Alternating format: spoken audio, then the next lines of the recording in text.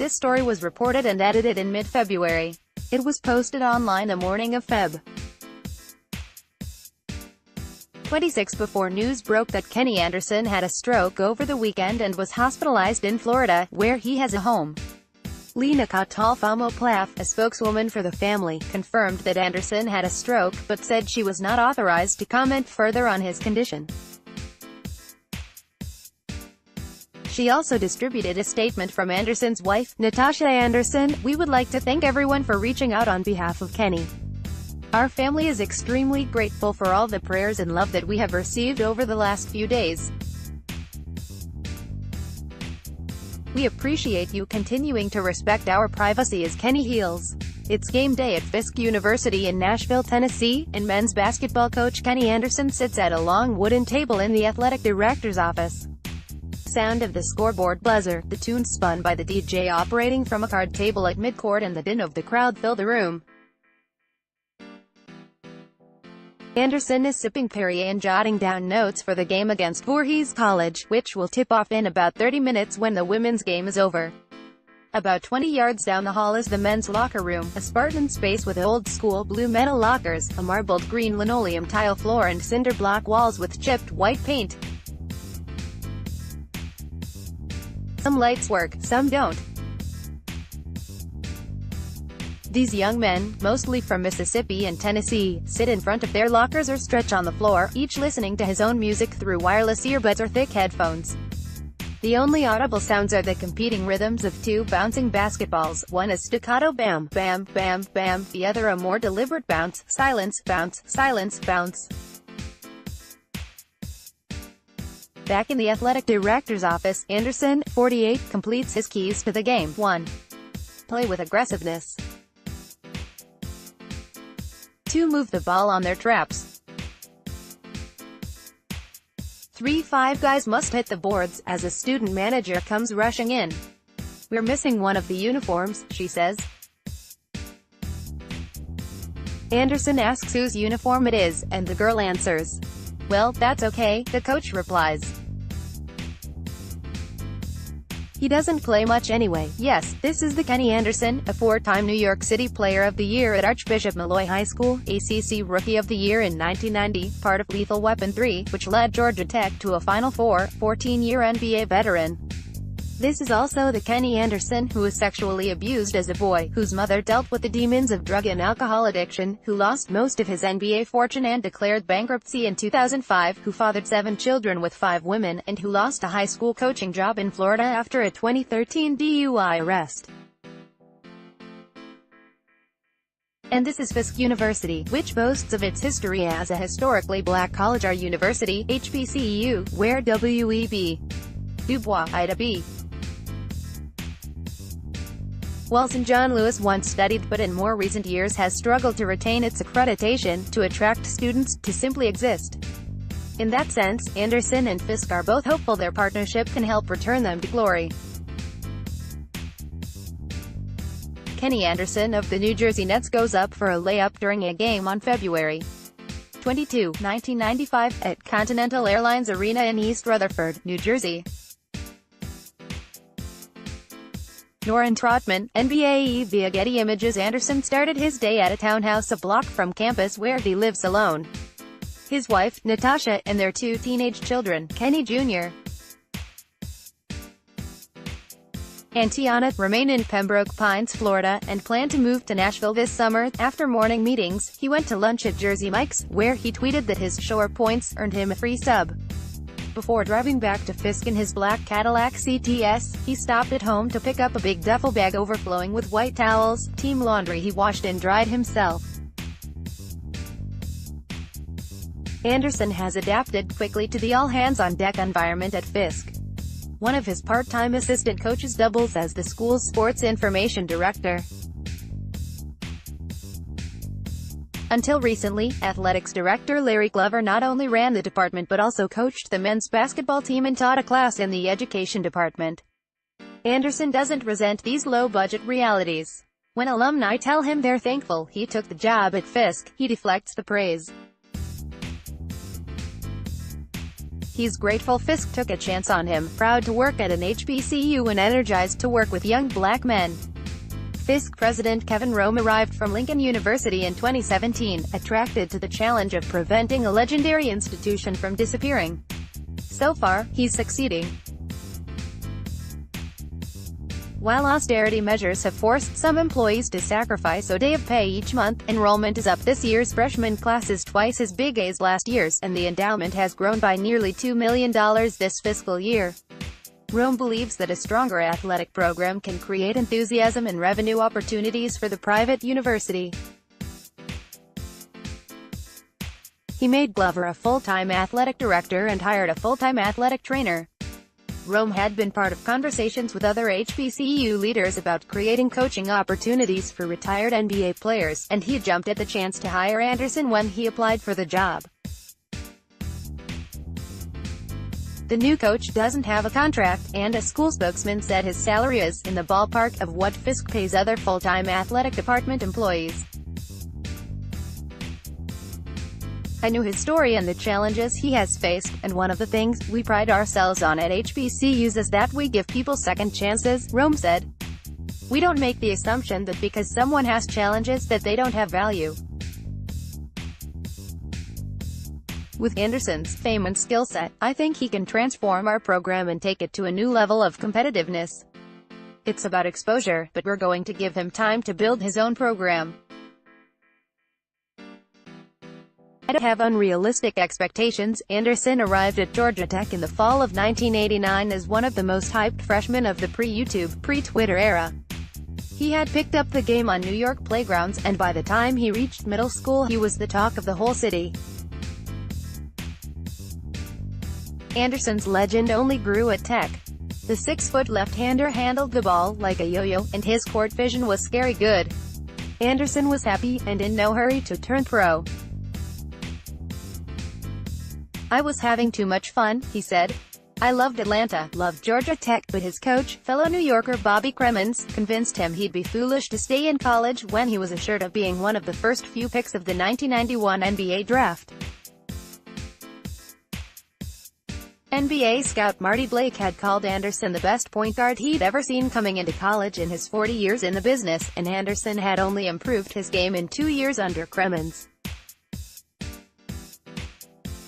After the Charlotte Hornets selected UNLV's Larry Johnson with a number 1 pick, NBA Commissioner David Stern announced that the New Jersey Nets were taking Anderson to the Fisk University basketball team does pre-game warm-up drills. Tamara Reynolds for the undefeated thus began a long career with extended stints in New Jersey and Boston, as well as stops in Charlotte, North Carolina, Portland, Oregon, Seattle, New Orleans, Indianapolis, Atlanta, and Los Angeles Clippers. He was an all-star for the Nets in 1994, and his career numbers were good but not spectacular, 12.6 points and 6.1 assists per game. He ranked among the NBA's top 10 in assists per game every year between 1993 and 1996. He helped lead Boston to the Eastern Conference Finals in 2002 but never won an NBA championship. While his Malloy jersey was sent to the Basketball Hall of Fame before Anderson even arrived at Georgia Tech, he won't be going to Springfield as an NBA player. Anderson is proud of his career. I'm humbled, but sometimes I have to remind my guys I was pretty damn good. But he admits he could have been a better professional.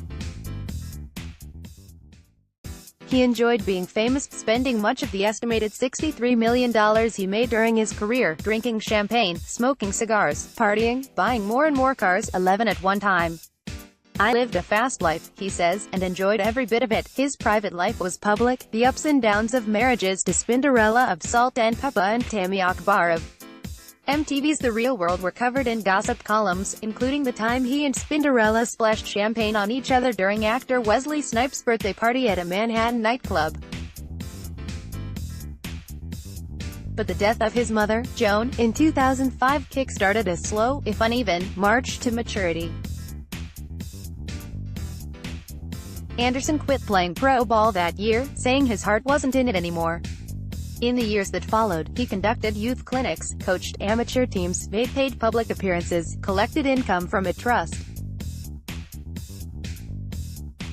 He made some money playing in a 2014 basketball exhibition in North Korea with Dennis Rodman, a decision he says he regretted once he educated himself, too late, on the dictatorship.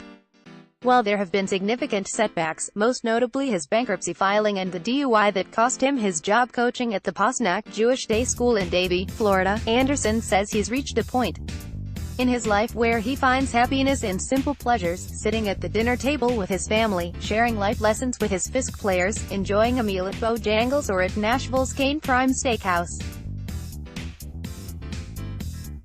But now he heads home when buddies hit the bars in Music City. When temptations arise, he asks himself if his mother would approve. "She would be proud of me, man," he says through tears. "I'm doing something important. I'm coaching young men now. I've got to be responsible. They're looking up to me. I can't be running around going crazy." Anderson hasn't reached this point alone. He met Natasha when she was sitting courtside at a Miami Heat game while he played for the Indiana Pacers. Through a ball boy, Anderson slipped her a note and the rest is history. But Natasha is no groupie. She's a healthcare administrator and a rock of stability. Anderson also regularly sees a therapist, with whom he talks about the sexual abuse he experienced as a child. He remembers being outside with friends when, more than once, a neighbor lured the boys into his house and down to the basement, where he molested them. One time, Anderson says, "He was penetrating one of my friends and I ran out." He recalls when he was 11, begging his mom to let him play for a new coach at a tournament in Brooklyn. The coach brought Anderson to his house and attempted to rape him. Again, Anderson went running. This time, he got on the A train alone for the first time in his life, somehow finding his way home. "I'm doing something important. I'm coaching young men now. I've got to be responsible." In sessions with his therapist, Anderson has come to understand that some of his womanizing may have been a response to this abuse, a self-destructive way of confirming his sexuality. "Because I was molested by men, I didn't want to seem like I was gay. I went to the other extreme. I'm going to prove I'm a womanizer. I'm going to prove to everybody I'm not gay because I've been molested. I had to learn it wasn't my fault through time and getting professional help." Anderson never told his mother about the abuse, not wanting to upset her. He finally revealed his secrets in the 2017 documentary Mr. Chibs, his mom's nickname for him, produced by Jill Campbell. "I told Jill I'll sacrifice myself in order to help others. And sometimes that's difficult to do, but I did it." Shot in 2014, the film follows Anderson as he returns to Queens, where he is still a hero. He speaks to the basketball team at Malloy about the stability the school and his coach, Jack Curran, provided him when he was sleeping in the same room with his mom and her abusive boyfriend. He calls on former mentors such as Cremens, his former agent David Falk, and the brothers Vincent and Kenny Smith, the latter the former University of North Carolina and NBA star. The scenes are poignant. These men appear to have life figured out while Anderson is still searching. Anderson visits two of his children who live with their mother in New Jersey. He hasn't been around these boys much, and there's an awkward distance between them.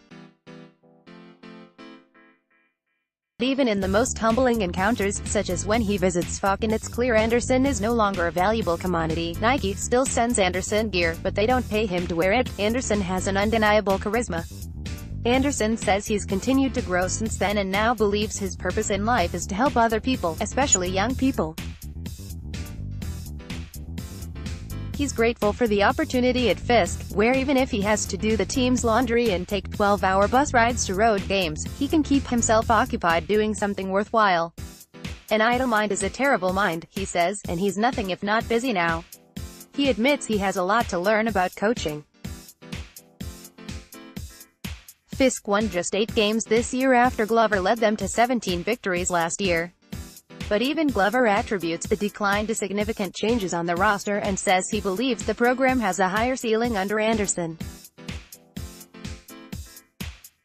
Like many great players who have made the transition to coaching, it can be vexing for Anderson to teach aspects of the game that he understands intuitively.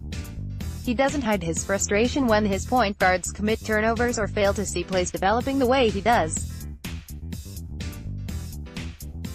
Starting point guard Victor Alston takes his coach's admonitions in stride. "It's so much pressure," he says. "But I understand where he's coming from. He gets low, but I just accept it.